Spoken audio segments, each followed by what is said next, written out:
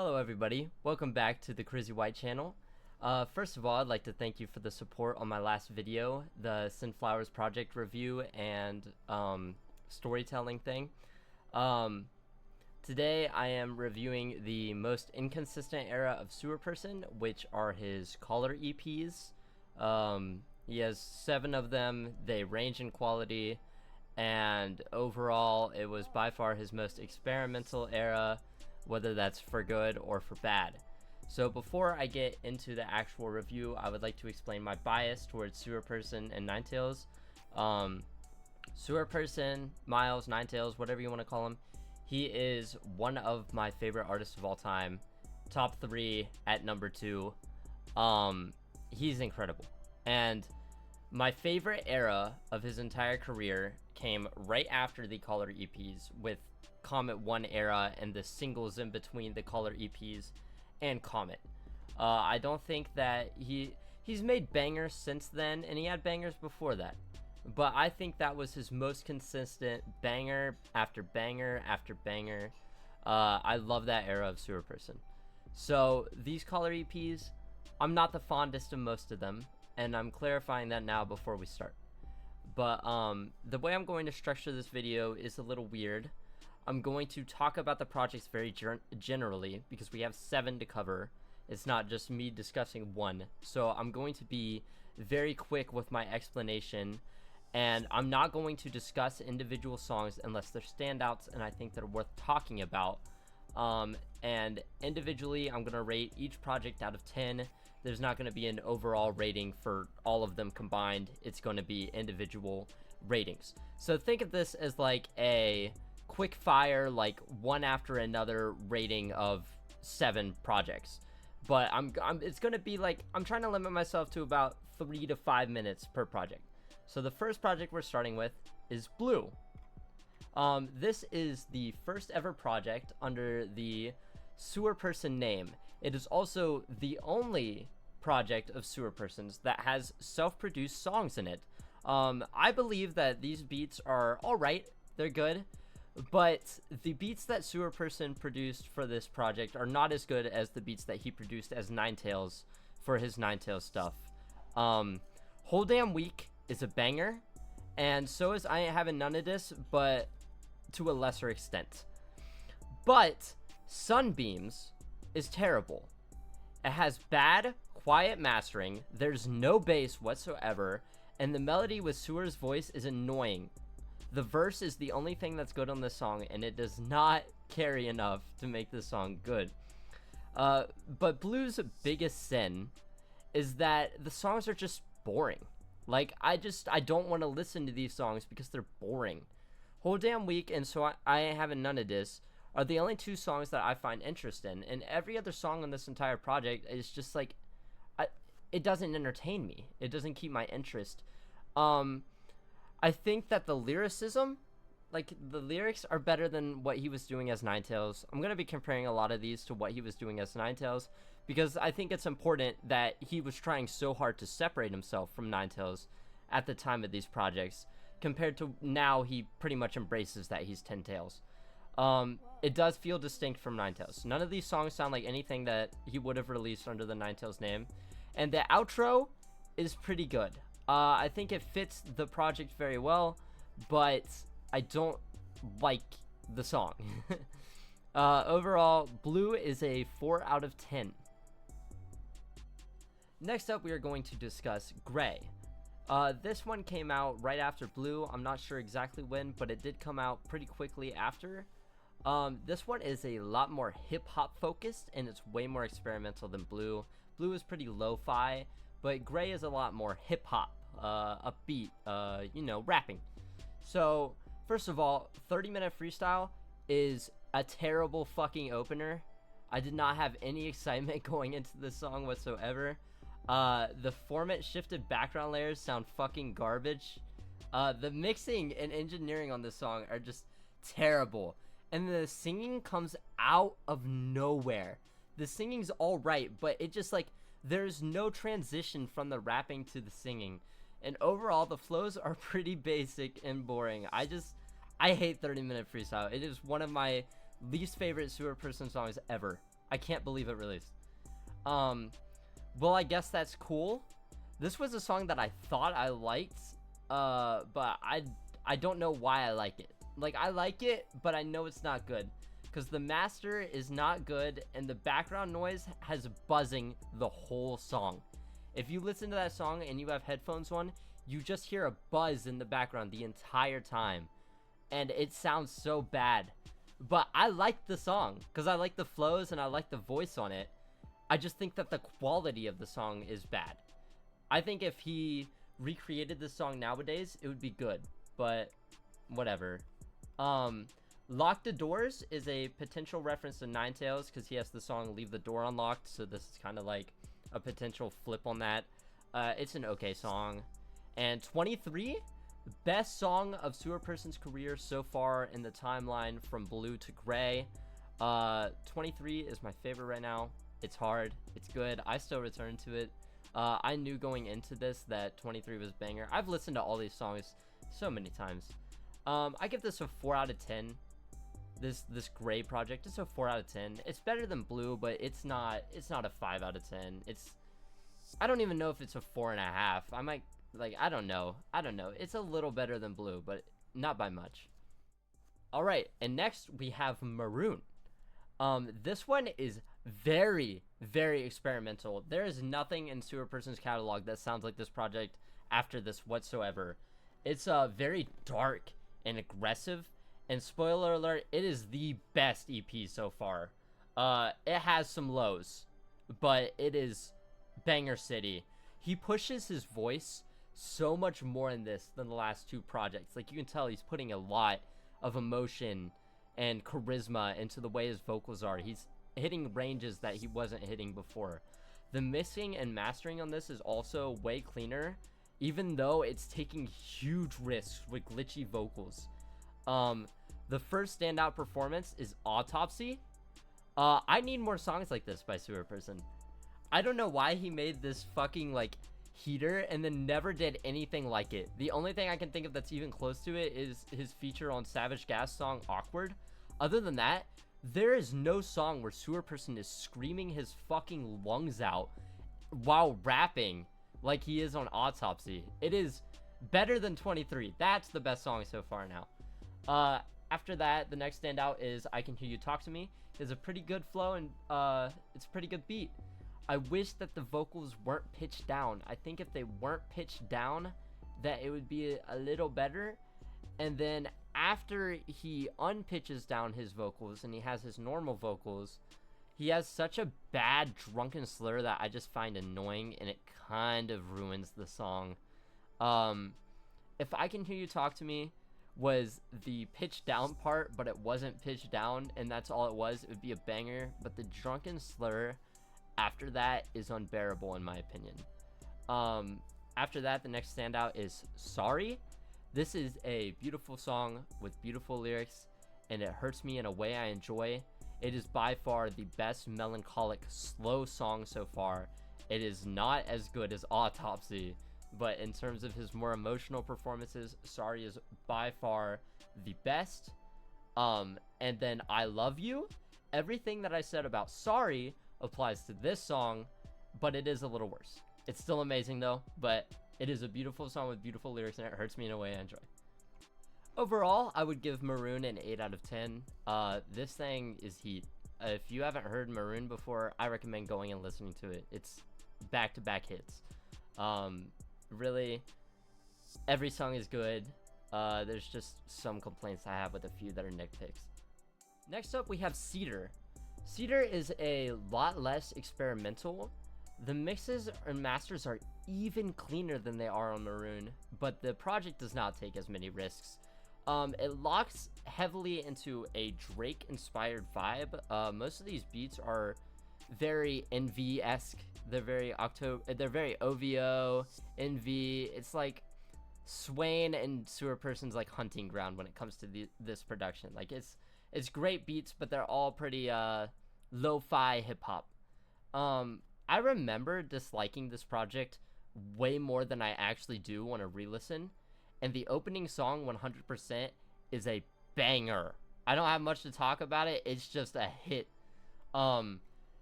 But Somewhere in Toronto, the lyrics are funny, okay? He has some funny lyrics, but I can't stand the fucking flow in this song. It's so bad.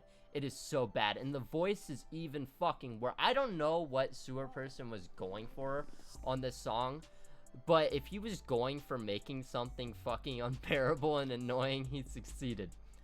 The mixing is bad on this song, and only this song on the project. Every other song is good. I think this is the only song that's bad on the entire project, and if it wasn't in the track list, this project would be so much better. But this project did give us something very special, that if I have to suffer 3 Somewhere in Torontos to get the next song I'm going to talk about, I would do it. And that song is That's My Brother Jay. This is, I think, in Sewerperson's entire catalog, one of his most vulnerable songs. It's lyrically my favorite song on all of these EPs. It doesn't even come close. I'm not usually a big fan of longer length songs or having empty space on like a beat, just letting the beat ride out forever. But I like it on this song. I think it helps build the atmosphere. And on top of that, this is the closest song to the Ninetales era so far in all of these EPs. I think that That's My Brother Jay has some flows and voice aspects that are similar to Ninetales. So I do think that this is a very unique song, but I could compare it to Ninetales pretty easily. Overall, this project is a 7 out of 10. There's not as much substance as there is on Maroon, but every song is incredibly focused and very on point with his vision. I think even Somewhere in Toronto was his vision. It's just not for me. The next EP we're going to talk about is the Pink EP. First of all, this has nothing to do with the actual sound of the songs. The titles are whack, like they're crazy. So when I bring up some of the titles, just like, I'm sorry, they're weird. This is more experimental than Cedar, but it's less experimental than Maroon.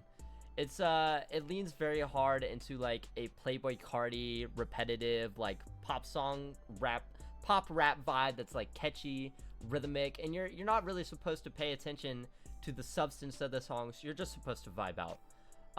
It feels kind of derivative, like I said, Playboi Carti and other like hip hop pop tracks.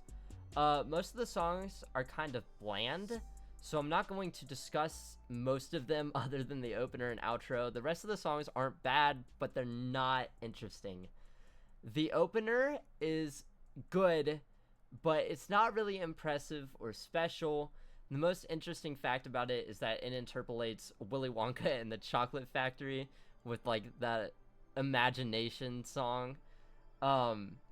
So that song is okay. It's not really too special, but I'd feel weird discussing a project and not discussing the opener, and I think it's a fine opener. It works for what it serves. But then we have the outro, which is Captain Morgan.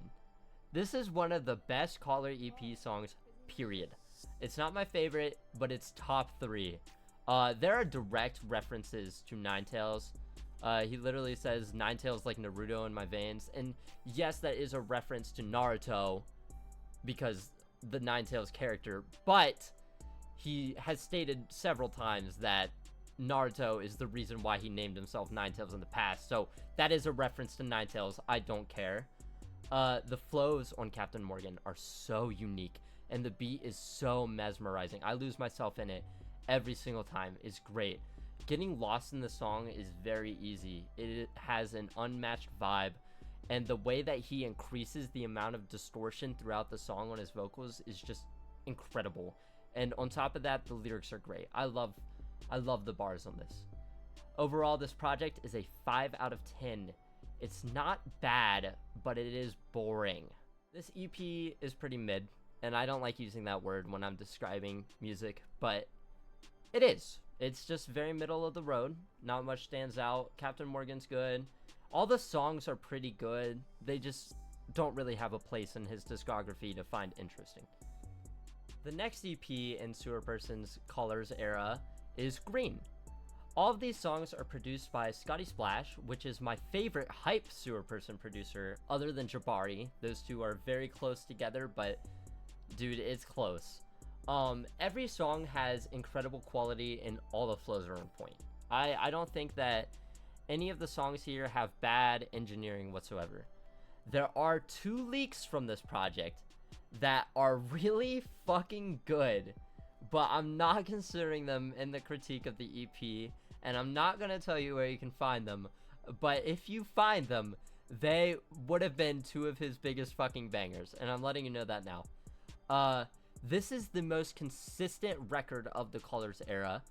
See, all the other ones, like, they have some misses. Even Maroon is a little iffy. Like, it had that one song that was iffy. But this one, very consistent. Very, very consistent. The opener, titled Clue, is the least interesting song, but it's not bad. It's just kind of forgettable in the entire catalog Sewerperson has. Not forgettable in the sense that it's so bad I forget it, but more in the sense that there are better songs.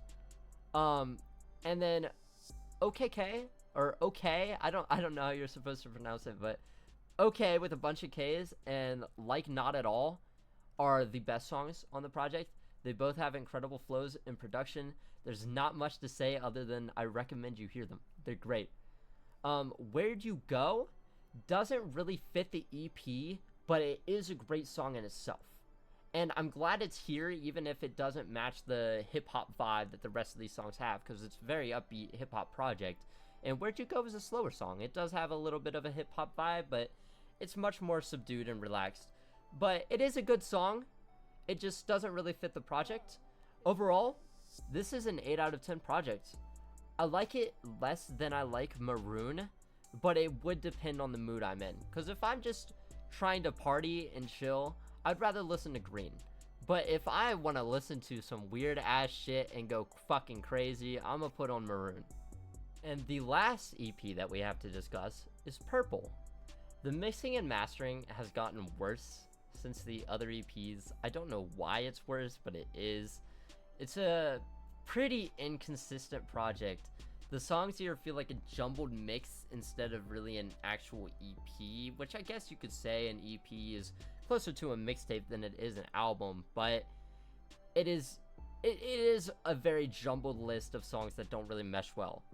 The opener Night is very boring. I don't like the beat flip. It's not really a switch. The drums just kind of switch a little bit. It doesn't hit. I think it falls flat. And the beat is okay, but Sewerperson is just riffing over Night. He doesn't really sound like he's finding a flow. It feels more like a freestyle where he's like a few feet away from his mic. He's like, ha, da, da, da. I don't know. The rapping's okay, but the singing sounds like a voice memo, so it's whatever. 3:24 a.m. God damn, this beat is so annoying, and Sewerperson cannot find a decent flow after the first few lines whatso-fucking-ever, dude. And the 4-minute switch up where he makes his voice pitched up is just so terrible. His voice is grating on this song. I don't know how anybody can enjoy the song. I know people who like this song, but I can't stand it. This is the worst song on all of the Color EPs. 3:24 a.m. and Somewhere in Toronto have to be in a list of some of the worst Sewerperson songs ever. Ninetales songs don't even come close. Even the first few songs that are just leaks that he made do not come close to as bad as 3:24 a.m. is. This song is terrible. And then Morning Dew. This song, Morning Dew, is great. And the fact that this song is on the same fucking project as 3:24 a.m. baffles me. Sewerperson's voice on Morning Dew is angelic, and it's on such somber production. The vibes on this song just make me want to have like a late night drive or like watching the sun rising. Either one. I think watching the sunrise while listening to the song would genuinely be a life-changing experience. This song is beautiful. Next we have Sauce, which is the last song I'm gonna discuss individually. This song is a fucking banger. There was a night where I was listening to Sewerperson in the car with my grandpa, and we played this song 4 times back to back because it was hitting different. This song is crazy. It is the definition of night vibes, NV, OVO, whatever. It is great. The vocal runs are so impressive, and the production reminds me a lot of the Green EP era, even though it doesn't have the same producer as the Green EPs. This is the best song on Purple and top 5 of the entire Color EP era. Overall, though, Purple is a 5 out of 10. It has the lowest of lows when it comes to any of the EPs. The bad songs are so bad, but goddamn, Sauce and Morning Dew do some heavy lifting to make this project better than it would be. This would probably be a 2 out of 10, 1 out of 10 if Sauce and Morning Dew were not on the track list. So lastly, I just want to give an overview of my feelings on the Colors EP era. These EPs were incredibly experimental in forming the sound that Sewerperson wanted to develop, and for that I have a lot of respect. It's very rare that you see a rebrand of this extent where it actually is a rebrand. Sewerperson disconnected himself from Ninetales in a way that was undeniable. Almost everybody who had found Sewerperson in the early days did not know that Miles was behind it. He went faceless for a while until he was starting to do the run for Comet, and he dropped the music video to K and announced it and whatnot. He did a few live streams on Instagram that maybe had less than 200 followers where he showed his face, but even when he went live on Instagram, he didn't really show his face. So having this separation between your old stuff and your new stuff to the extent that even the hardest core Ninetales fans wouldn't recognize Sewerperson is honestly crazy to me. He kind of threw away 90% of the ideas portrayed in this era when he made Comet though, which is fine. I mean, Sewerperson is one of those artists that's constantly trying something new. I think the reason why I haven't really vibed with Sewerperson in the last year of his releases is that he's not really changing it up as much as he used to. I really liked the earlier times of listening to Sewerperson. I found him before Comet 1 came out. I was listening to Sewerperson and I didn't even know it was Ninetales until he released Make Believe. So I miss this era in a way because he was always throwing something at the wall, and regardless if it stuck or not, he just kept going. I mean, I like that. I respect the experimentation because most artists find a sound and they stick to it, and that's all they do. While Comet is my favorite Sewerperson era, the experimental vibes on Maroon and the laid-back hip-hop tracks on Purple, the actual good ones, would have been great to expand upon. And I do think that he hit a few of the vibes on Purple later, especially on some Comet tracks to an extent, but there is nothing like Maroon in his catalog, and hearing something built off of that would be great. I would absolutely love that.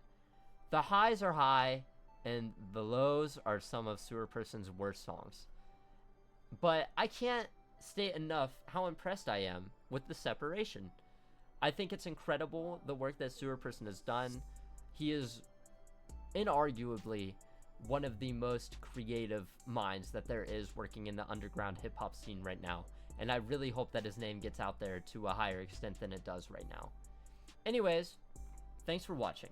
I'm going to make more videos soon. I'm sorry for the lack of uploads. I don't know what's been going on. I've been feeling pretty unproductive, but the next video will be a review of a Sewerperson record that Sunflower suggested, which is Swamp 2, and I just want to know if you would like more content based on the era of artists, kind of like this video, or like would you want me to just stick with individual projects? Because this is the first time that I've done a video based on an era or an idea of the way that certain projects flow together. But I don't know if the back-to-back works as well as me crafting individual reviews, but that's for you to decide.